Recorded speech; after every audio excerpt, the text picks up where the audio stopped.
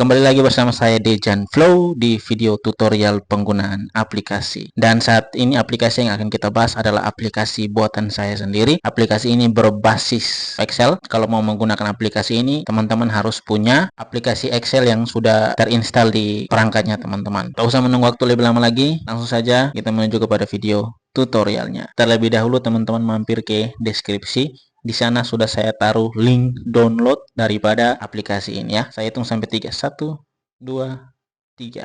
Oke, selesai di download, maka akan muncul di aplikasi seperti ini. File RAR ya. Jadi silakan teman-teman ekstrak dia. Ekstrak file. Lalu oke. Setelah itu kita buka dalam folder ini, lalu kita langsung buka aplikasinya.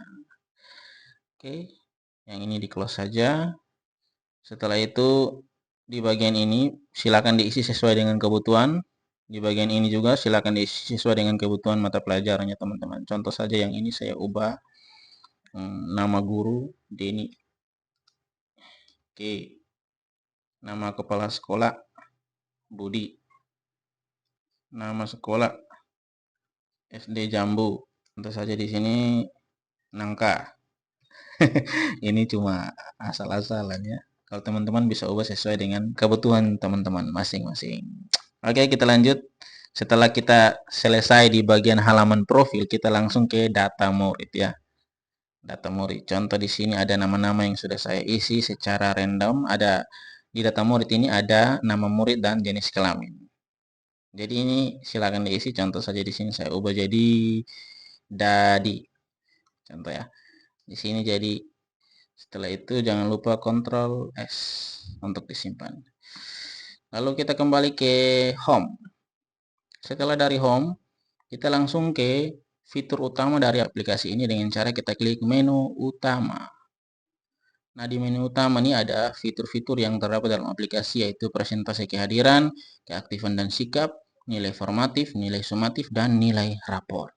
Oke, kita akan langsung ke menu yang pertama, yaitu presentasi kehadiran. Di dalam setiap menu itu ada 6 mata pelajarannya. Jadi untuk masuk ke menunya, silakan klik di mata pelajaran yang kita butuhkan. Contoh di sini saya membutuhkan pendidikan Pancasila, saya langsung klik di Pancasila.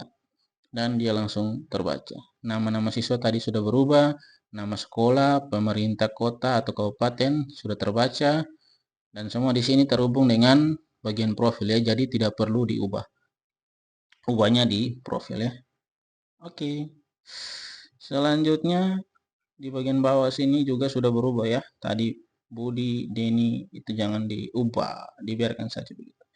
Lalu penilaian kehadiran ini teman-teman itu disesuaikan dengan kehadiran siswa per mata pelajaran. Jadi dihitungnya kehadiran bukan kehadiran per hari tapi kehadiran per mata pelajaran. Jadi untuk mengetahui contoh pendidikan Pancasila itu ada berapa kali pertemuan, itu Bapak Ibu bisa lihat pada file program penilaian selama 1 semester atau 2 semester. Contoh di sini jumlah pertemuannya ada 48 kali pertemuan ya. Saya ubah jadi 20 kali. 20 kali pertemuan di dalam 1 semester contoh ya. Saya ubah sakitnya, contoh sakitnya itu sebanyak 10 kali. Apakah nilai yang di sini akan berubah? Silakan setelah kita ubah kita enter, nilainya juga akan berubah. Seperti itu ya.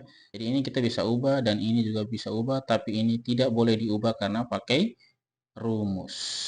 Kita kembali ke menu utama. Setelah dari presentasi kehadiran, kita ke keaktifan dan sikap. Lalu kita klik dalam keaktifan dan sikap ini terbagi menjadi 2, yaitu keaktifan dan partisipasi, lalu nilai sikap dan perilaku. Jadi ini masih untuk pendidikan Pancasila ya. Pelajaran lain nanti menyesuaikan. Cara kerjanya sama. Di sini saya memberikan 4 interval. Interval yang pertama yaitu interval 1 itu bagi siswa yang perlu bimbingan.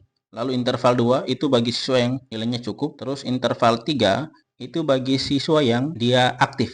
Lalu untuk interval 4 itu siswa yang sangat aktif. Jadi kita nilai per masing-masing ini ya.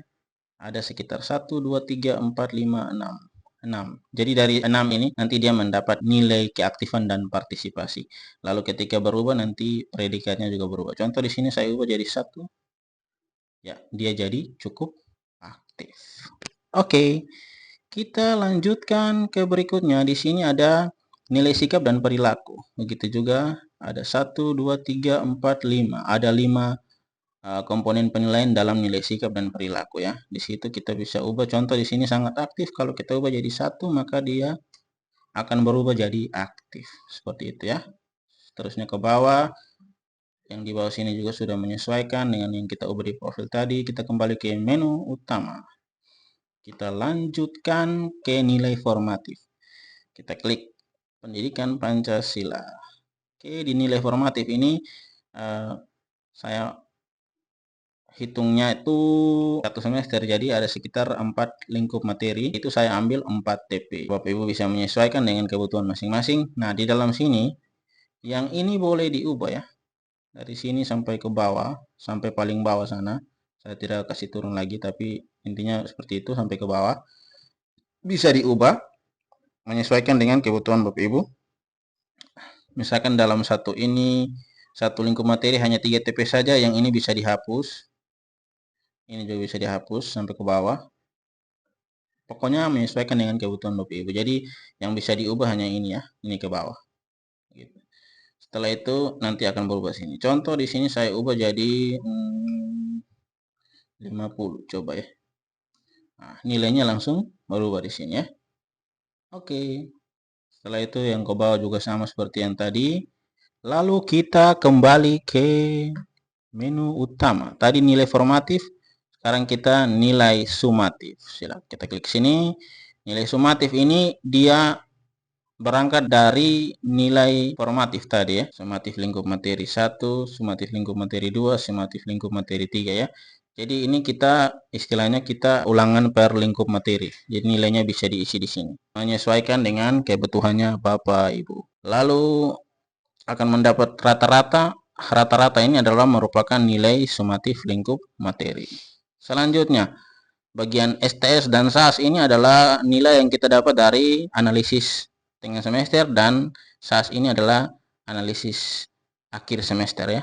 Dari analisis kita copy dan kita paste ke kolom TS dan SAS ini. Di bawahnya sama seperti tadi. Kita kembali ke menu utama. Lalu kita kepada menu terakhir, yaitu menu nilai rapor. Kita klik sini.